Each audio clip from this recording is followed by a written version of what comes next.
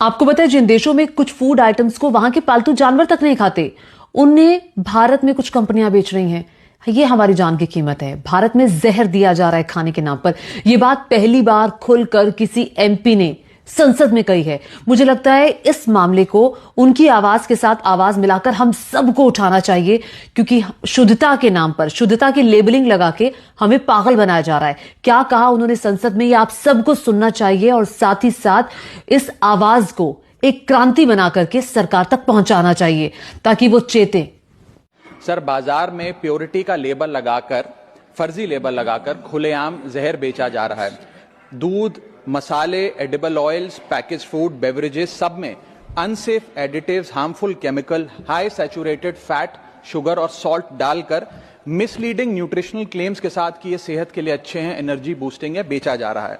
Sir, हालात ये हैं कि आप दूध खरीदिए तो उसमें यूरिया मिलता है, सब्जियां खरीदें उसमें ऑक्सीटोसिन है, पनीर के अंदर स्टार्च और कॉस्टिक सोडा है, आइसक्रीम में डिटर्जेंट पाउडर मिलता है, फ्रूट जूस में सिंथेटिक फ्लेवर और आर्टिफिशियल कलर, एडिबल ऑयल में मशीन ऑयल, गरम मसालों में ईंट का पाउडर और लकड़ी का चूरा, चाय में सिंथेटिक कलर, चिकन और पोल्ट्री आइटम में एनाबॉलिक स्टेरॉइड्स, शहद में शुगर सिरप और येलो डाई, यहां तक कि देसी घी में जो मिठाई बननी चाहिए वो भी वेजिटेबल ऑयल और वनस्पति से बनती है।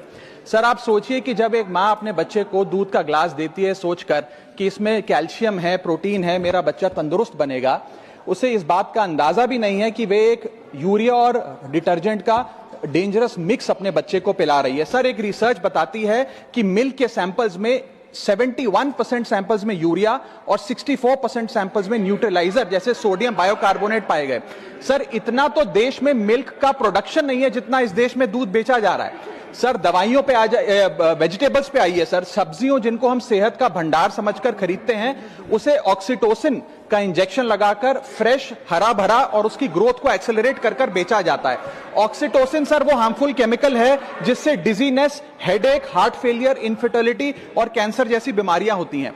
सर, वर्ष 2014-15 से लेकर 25-26 के बीच में जितने भी सैंपल्स की जांच हुई उसमें 25% सैंपल्स में मिलावट पाई गई, यानी कि हर 4 सैंपल्स में 1 में मिलावट पाई गई। न जाने कितने बीमार हुए, कितने अस्पताल में गए और कितनों की जानें चली गई। सबसे भी ज्यादा चौंका देने वाली बात वो है सर कि जो प्रोडक्ट्स भारत में बनते हैं लेकिन इंटरनेशनली बैन हो गए, जैसे कि इस देश की 2 सबसे बड़ी गरम मसाले बनाने वाली कंपनियों के प्रोडक्ट्स यूएस, यूके और इनफैक्ट पूरे यूरोप में इसलिए बैन हो गए क्योंकि उनके अंदर कैंसर कॉजिंग पेस्टिसाइड्स पाए गए।